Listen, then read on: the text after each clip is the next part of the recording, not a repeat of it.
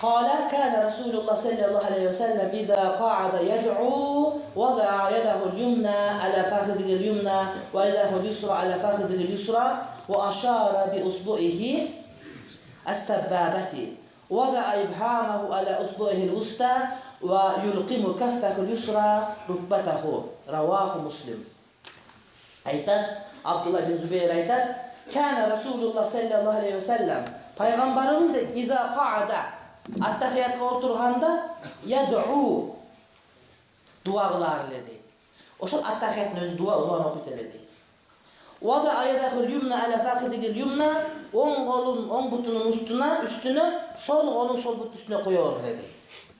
Ve aşara bi usbu'ihi as-sababa. Usbu degen söz Arap dilinde en kaysar söz. Usbu degen sözün aytılışında 10 türlü lafz var. İsbe, usbu, usba, usbi, asba, asbe, asbu. Şuna aytılığını öğret.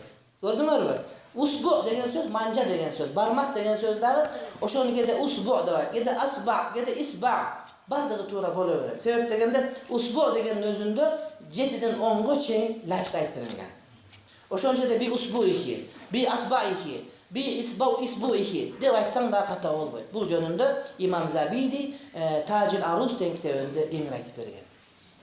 İmam Zabidi Tacil Arus degan kitabında gengir aytıp bergen. Anan koyartlı dağı de oşo kolunun sababa söymöymenen dua kılarlar deydi. Dua kılganda kan dese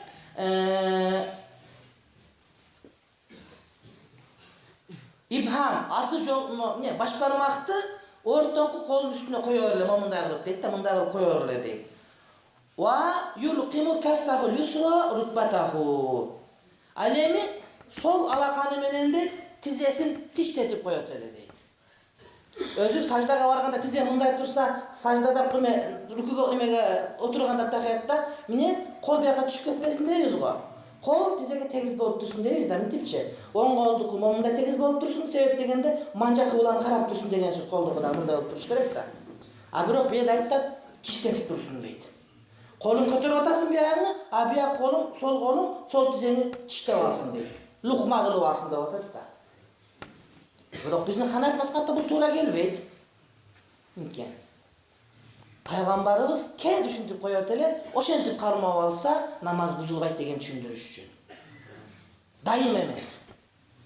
Namozda tizem shunday tursa, qo'ling ochib tushib ketmasin bu yoqqa. Qo'ling shu qirnda tursin. Agarda muntiq atib bersang, tuz barib teyib turgan bo'lsin, qo'lan qarab tursin. Bu yoqqa tushib ketmasin. Kemirlar bor, ikki qo'lda bu yoqqa tushib qolganda bo'lmaydi. Shunday tizda shunday turish kerak.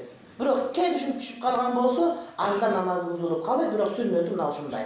Sebep degende manjalar qıvlarını qarab turish kerak. Qarab turish kerak. Ravohi Muslim.